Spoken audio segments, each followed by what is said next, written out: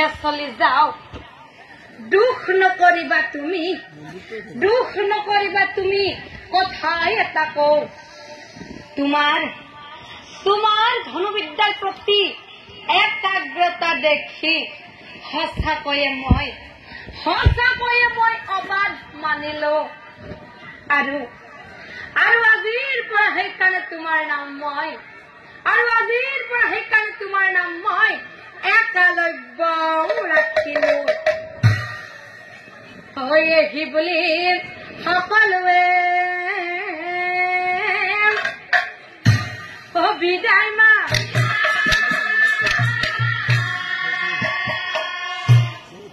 আনফালে শুনক ৰাইজে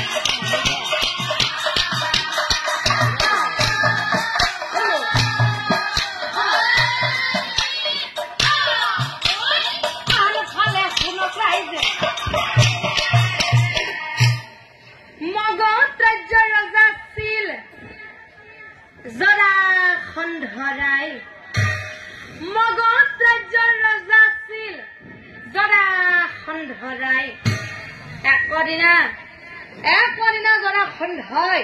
মনত ভাবয় একালব্য নামে আছে নিশাত ৰাজ্যত সি বোলে মহান ধনুৰ্ধাৰী